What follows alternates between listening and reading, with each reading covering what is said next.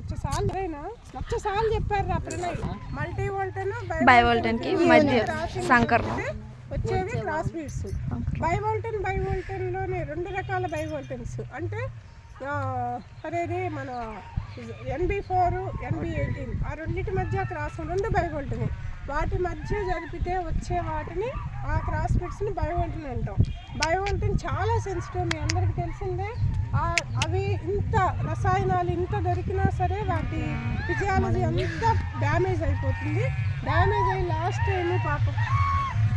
Last time ఇక్కడ అన్నీ కూడా పోయినాయి. మొన్ననే లాస్ట్ మంతే, లేకపోతే అప్పుడు వచ్చేవాళ్ళం మనం. పాప ఆయన చాలా ఫ్రస్ట్రేషన్లో ఉండి లోపలికి వస్తే మా పురుగులు మళ్ళీ ఏమో అని భయపడ్డాడు. మనం వెళ్ళము. ఇక్కడ నుంచి చూడండి షెడ్స్ మనకు తెలిసిందే కదా, బయటికి తెచ్చి ఒక 4 పురుగులు చూపిస్తాడు, ఇబ్బంది ఏం లేదు.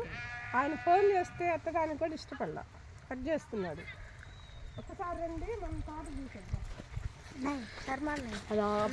వీడియో ఆపి మళ్ళీ డ్రిప్ ఇరిగేషన్ అంటే ఈ టోటల్ ఈ లైన్ ట్యూబుల దగ్గర చిన్న హోల్స్ ఉంటాయి. వాటికి అక్కడ ఉన్నాయి కదా ఆ మొక్కలకి పెట్టినట్టు. మొక్కల దగ్గరికి అంటే ఏ మొక్కకి ఆ మొక్కకి సపరేట్ వాటర్ వేస్ట్ క్వశ్చన్ అడిగా అట్లా చెప్పండి. ఉపయోగపడుతుంది అన్నమాట. ఏం పైప్ లేదు కదా వచ్చారు వాళ్ళు పోతున్నారు. మే ఏం కోస్తున్నామే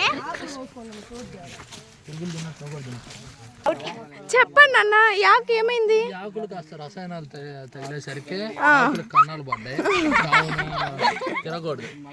మరి దీనికి ఏమైంది? చెప్పు. అగ్గి తెగులు వ్యాధి ఏది? అగ్గి తెగులు వ్యాధి, వేరుకుళ్ళు వ్యాధి ఏది? ఆకుమచ్చ వ్యాధి ఏది? అదే వ్యాధి సోకిని చూపిస్తున్నారు. లీఫ్ స్పాట్ కాదురా, ఇవి హెర్బేరియం పెట్టాలి కాదుగో.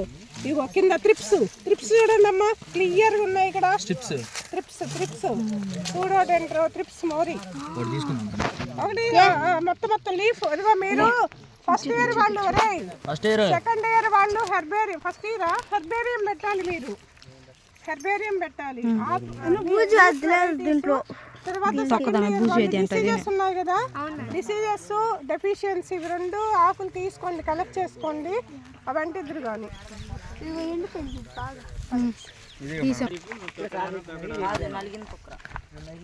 పెట్టుకోండి.